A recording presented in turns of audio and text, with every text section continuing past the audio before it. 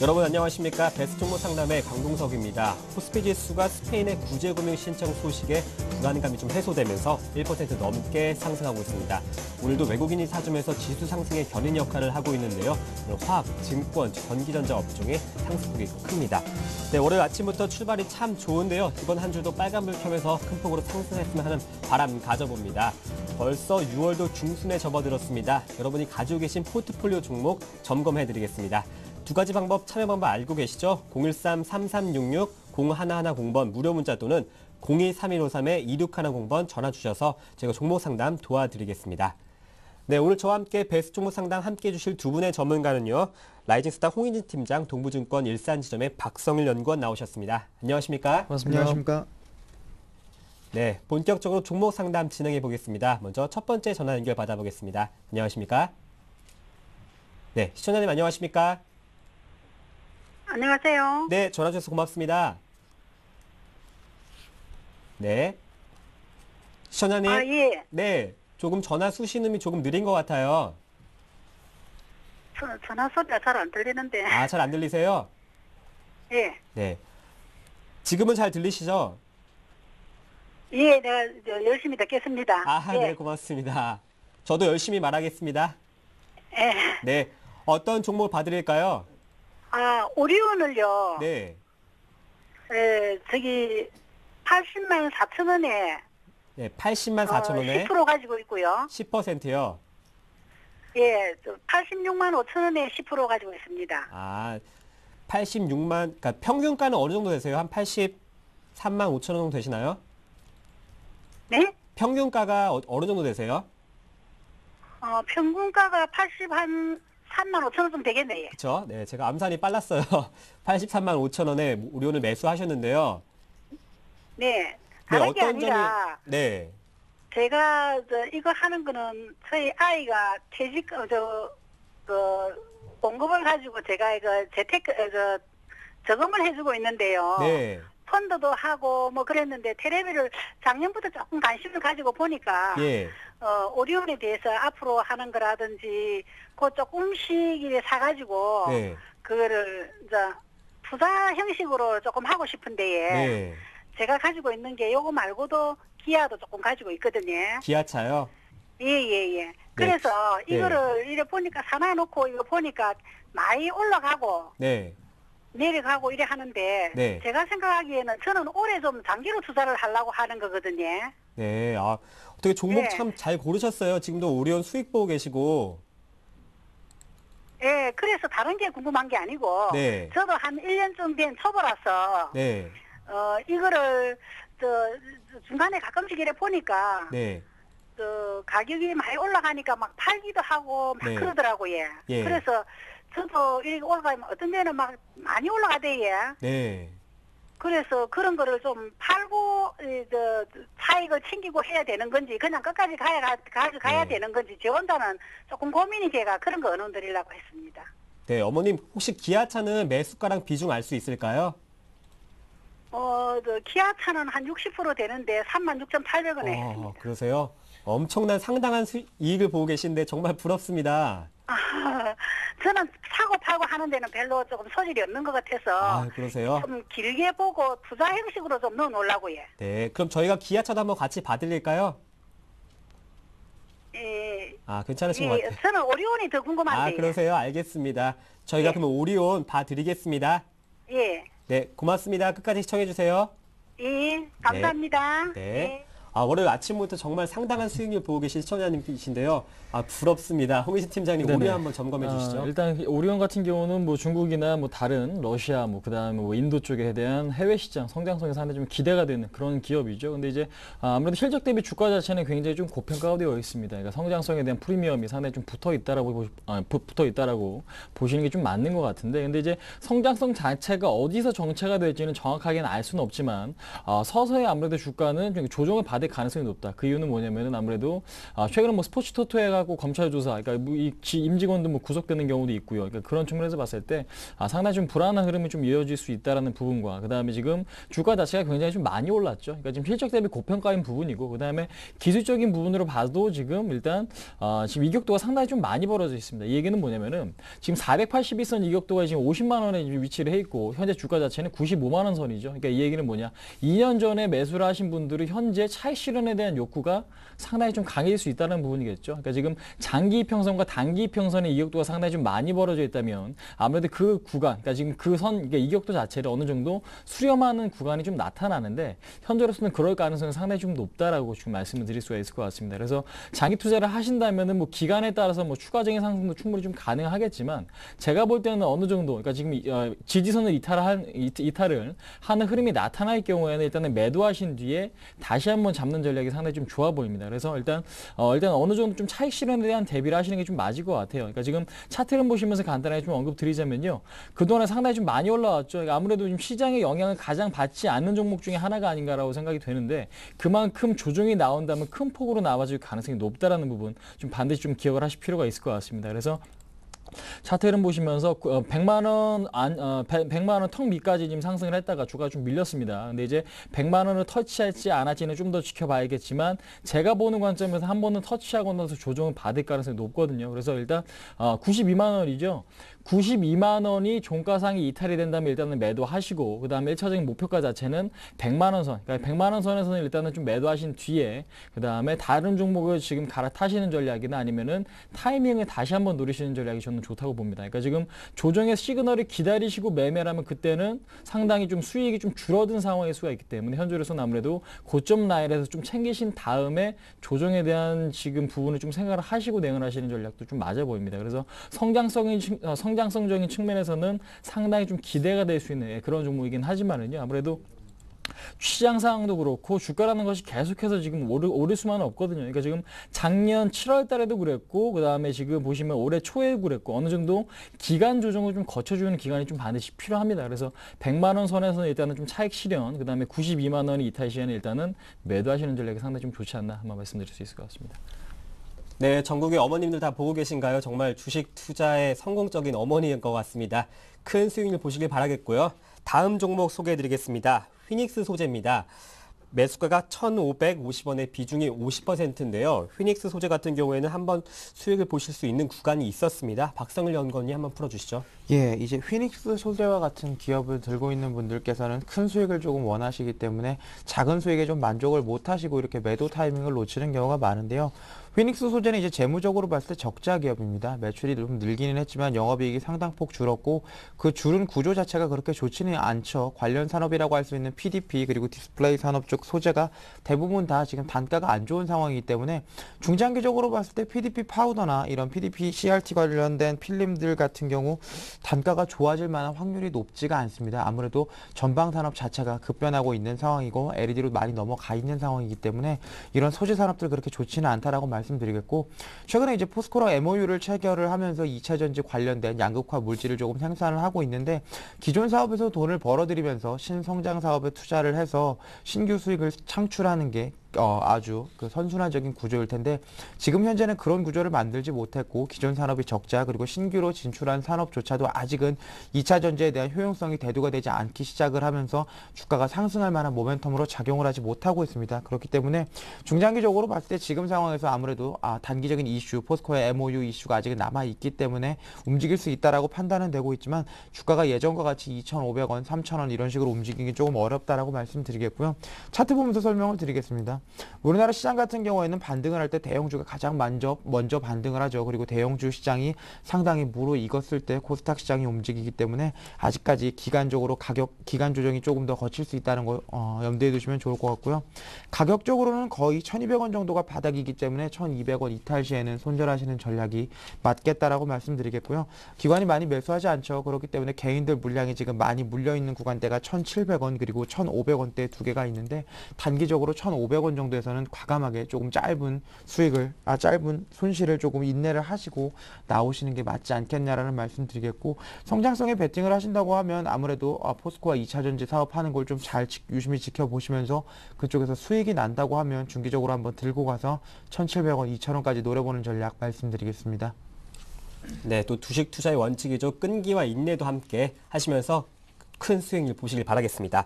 다음 종목 소개해 드릴게요. 한전 KPS입니다. 매수가가 45,000원에 비중이 20%인데요.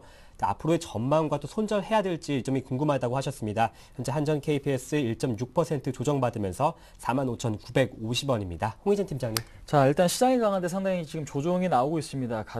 지금 뭐 심리적으로 상당히 좀 위축이 될 수 있는데 그동안에 상당히 좀 강했기 때문에 일단은 이런 흐름이 좀 나온다. 그러니까 시장 상황과는 동떨어진 흐름이 나오고 있다고 이해하시면 될 것 같아요. 지금 매수하신 가격이 45,000원이시니까 지금 뭐 손해는 아니시죠. 그러니까 수익권에 좀 남아 있으신데 아무래도 주가 자체가 흐름 자체가 지금 뭐 거쳐야 될, 그러니까 지금 지지선 테스트 과정에 좀 있다라고 이해하시면 될 것 같습니다. 근데 이제 앞으로 전망 같은 경우는 이제 국내 이제 기업들이 해외 건설이나 아무래도 국내 이제 발전소에 대한 수주가 늘어난다면 한전 KPS도 수혜를 받을 수밖에 없죠. 그러니까 정비 사업을 좀 주력을 하고 있기 때문에 정비라는 건 아무래도 굉장히 좀 중요하죠. 그러니까 원자력 발전소 같은 경우도 지금 정비 사업이 지금 잘 진행이 되지 못한다면 그 위험도가 상당히 좀 커질 수 있기 때문에 나날이 좀 중요해질 수 있는 그런 지금 사업군이다라고 이해하시면 될 것 같아요. 그래서 일단 앞으로에 대한 에너지에 대한 수요는 좀 지속적으로 좀 증가할 수 있고 그다음에 뭐 두산중공업도 그렇고 우리나라 기업들 뭐 지금 삼성물산, 현대건설 같은 경우도 그렇고 상당히 지금 해외 플랜트라든지 뭐 발전소에 대한 이러한 부분 수주가 좀 지속적으로 이루어지고 있기 때문에 앞으로에 대한 좀 전망은 상당히 좀 긍정적이다. 근데 이제 단기적으로 경기 둔화에 따른 수주가 좀 어느 정도 좀 부족해질 수 있다라는 부분은 좀 염두를 해 두실 필요는 있지 않나. 근데 이제 수급적으로 봤을 때는 흐름 자체가 굉장히 좀 좋다라는 거 지금 언급을 드려보도록 하겠습니다.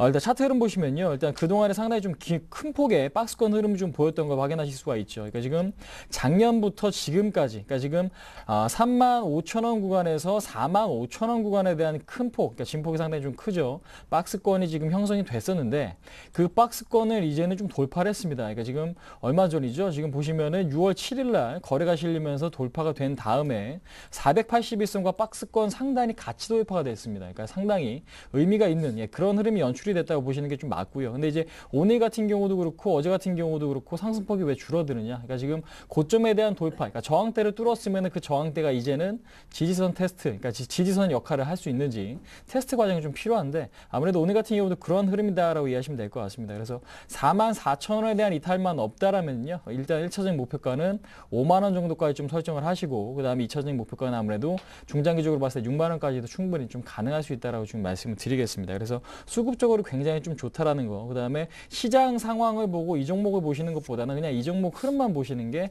오히려 좀 심리적으로 좀 안정이 될 가능성이 높죠. 그러니까 지금 아무래도 고점에 대한 돌파를 했기 때문에 그 고점이 지지를 해주는지, 그러니까 그 부분이 가장 좀 중요하기 때문에 현재로서는 44,000원 이탈시는 전량 매도하시고요. 그렇지 않을 경우에는 1차적 목표가 5만 원. 근데 이제 여기서 이제 팔지 말지는 이제 본인의 선택으로 좀 판단을 해보시는 게 좋을 것 같습니다. 그러니까 지금 나는 좀 단기적인 성향이다 하시면 5만 원 정도에서 좀 매도를 하시고 그렇지 않을 경우에는 5만 5천 원에서 한 6만 원 정도까지 좀 보시는 것도 좀 좋겠다 한번 말씀드릴 수 있을 것 같습니다.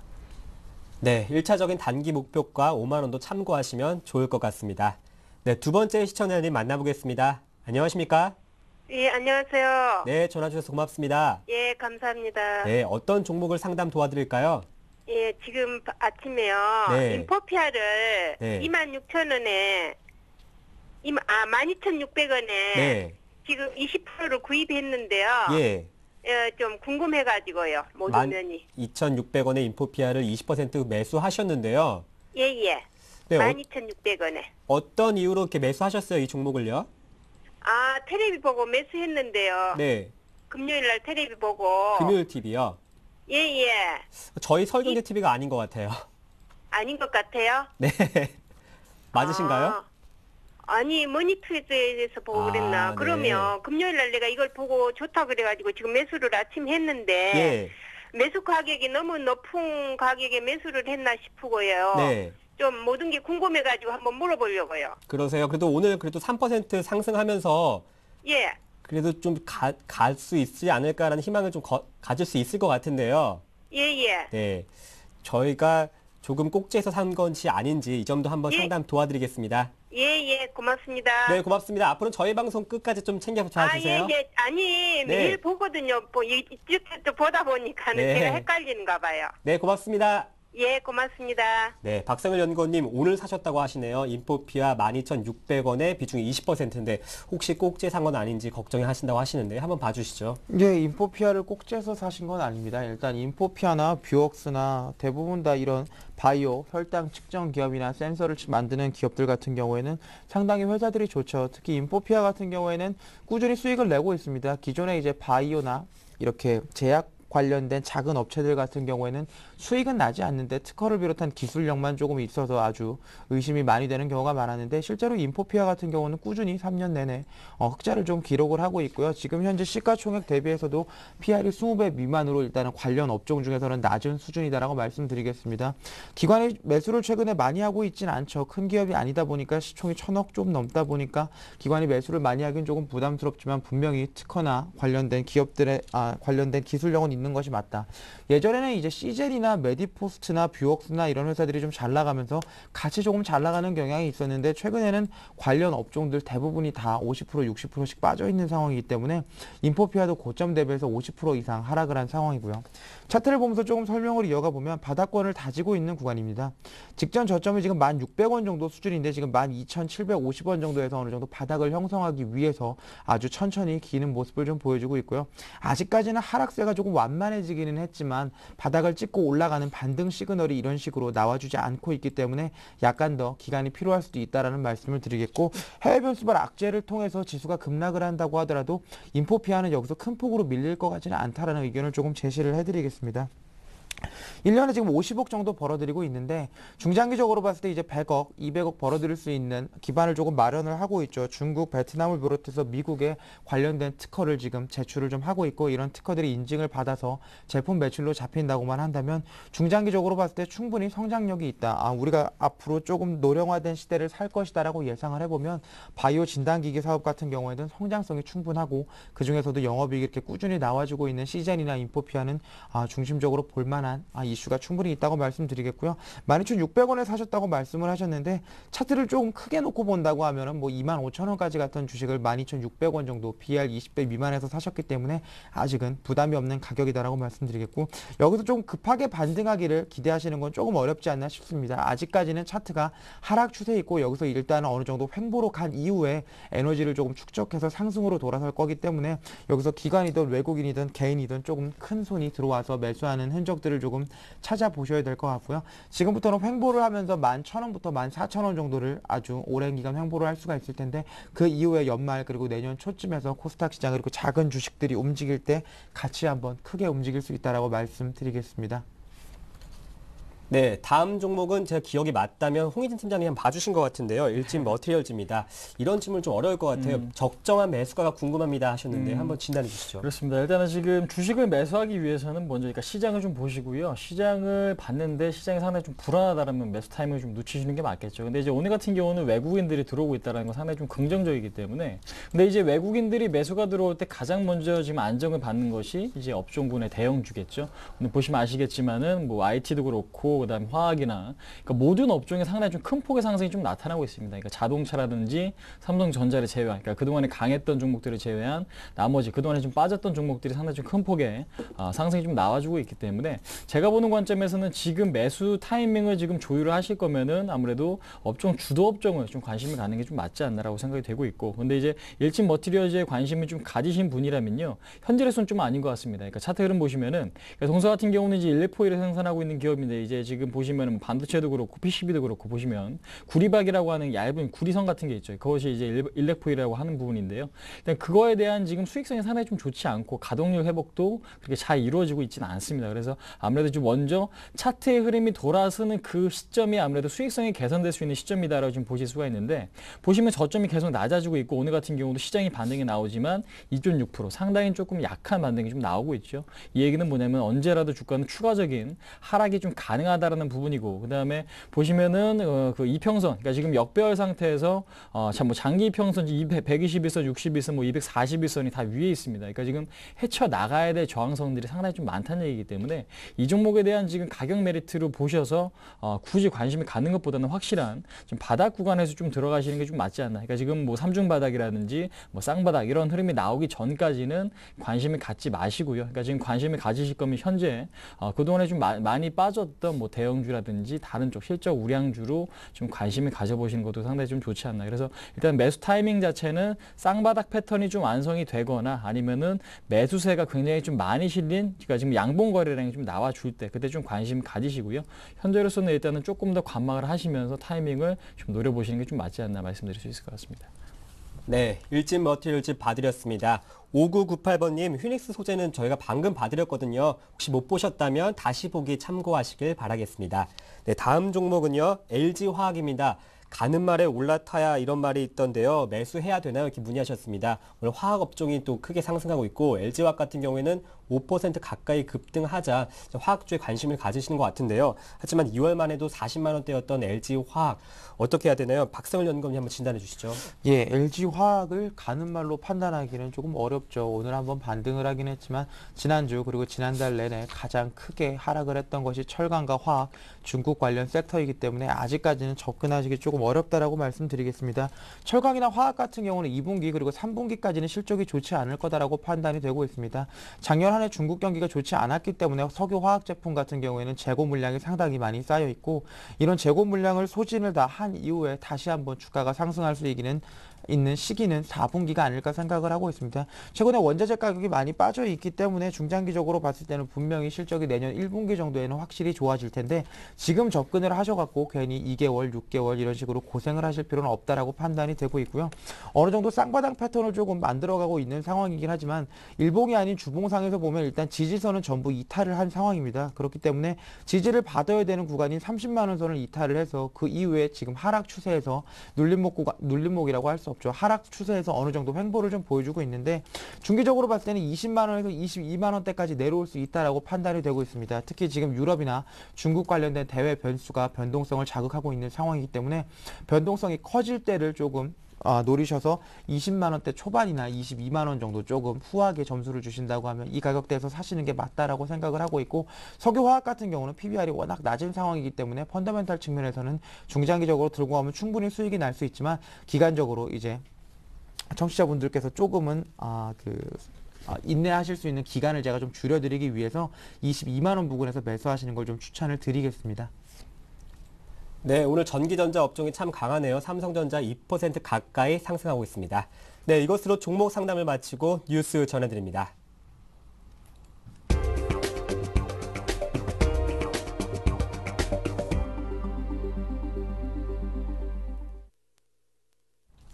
이 시각 주요 뉴스입니다. 한부모 가족 가운데 절반이 소득보다 소비가 많은 적자 가구인 것으로 나타났습니다. 한국보건사회연구원이 한부모 가족의 생활 실태와 복지 욕구 등을 조사한 바에 따르면 한부모 가족의 월 평균 소득은 93만 3천 원에서 98만 9,400원이고 지출은 101만 8,800원에서 115만 5천 원으로 지출이 소득을 앞섰습니다. 이를 한국 평균과 비교하면 한부모 가족의 가계 소득액은 전체 평균 363만 원의 25%이며 소비 지출액은 평균 228만 원의 50% 수준으로 나타났습니다. 이에 따라 한부모 가구의 적자 가구 비율도 47에서 59%로 전체 평균 26%의 2배 수준으로 나타났습니다. 특히 한부모 가족의 양육비는 소비 지출액의 절반 가까이 차지했지만 전체 평균과 비교하면 절반에도 못 미쳐 빈곤이 대물림될 수 있다는 지적입니다. 세계 경기 부진과 국제 원자재 가격 하락 등의 영향으로 국내 생산자 물가가 2개월째 하락세를 이어갔습니다. 한국은행이 오늘 발표한 2012년 5월 생산자 물가지수 자료를 보면 생산자 물가는 4월의 전월보다 0.1% 하락한 데 이어 5월에는 0.6% 낮아진 것으로 나타났습니다. 5월 하락폭은 2009년 10월 마이너스 0.8% 이후 가장 큰 폭입니다. 생산자 물가는 2월 3.5%, 3월 2.8%, 4월 2.4%로 상승폭이 둔화하다가 5월부터 1%로 내려앉으며 안정세를 보이고 있습니다. 한은 측은 생산자 물가가 전월 대비 연속 2개월 떨어졌고 전년 대비 상승률도 축소되고 있어 물가가 안정되고 있는 느낌이라며 세계 경기가 부진한 데다가 국제 원자재 가격이 내려갔기 때문이라고 설명했습니다. 중국 당국이 6월 들어 북한산 수산물 수입을 중단하라는 지시를 현지 업자에 내렸다고 일본의 도쿄신문이 오늘 보도했습니다. 신문은 일본 수산 관계자들을 인용해 이같이 전하면서 지난달 서해에서 조업하던 중국 어선과 어민을 북한이 납포했다가 풀어준 사건에 대한 보복일 가능성을 제기했습니다. 중국이 북한산 수산물의 수입을 금지한 게 사실이라면 북한 측에 상당한 타격을 줄 전망입니다. 북한 접경도시 단둥의 관련 업자에 따르면 지난달 25일 중국 정부는 북한산 수산물을 6월 1일부터 당분간 들여오지 말라는 내용을 통지했습니다. 이런 지시가 내려온 것은 처음이고 아직 북한산 수산물의 대중 수출이 일부나마 계속되고 있어 현재까지는 중국과 북한 당국 간 협의가 진행 중인 것으로 보입니다. 기획재정부는 스페인의 구제금융 요청에 예상보다 신속한 대응으로 국내외 금융시장의 불확실성을 완화하는 계기가 될 것으로 전망했습니다. 기재부는 오늘 오전 신재훈 1차관 주재로 자금시장 점검회의를 열어 스페인 구제금융 등 유럽 위기 관련 진행 상황을 점검하면서 이같이 진단했습니다. 다만 아직 그리스 2차 총선 등 불확실성이 남아있는 만큼 정부는 긴장을 늦추지 않고 집중 모니터링 체계를 계속 운영하기로 했습니다. 기재부는 스페인의 구제금융 신청 이후 오늘 아침까지 원화를 비롯한 아시아 통화와 유로화가 전반적으로 강세를 보이는 등 긍정적인 모습이라고 판단했습니다. 네, 오늘 저와 함께 베스트 상담 수고해주신 두 분은요. 라이징스탁의 홍희진 팀장, 동부증권 일산지점의 박성일 연구원과 함께했습니다. 말씀 잘 들었습니다. 감사합니다. 네, 베스트 상담 블로그가 새롭게 오픈했습니다. 여러분의 많은 참여 부탁드리겠습니다. 오늘 하루도 힘내서 주식 투자하십시오. 내일 뵙겠습니다. 고맙습니다.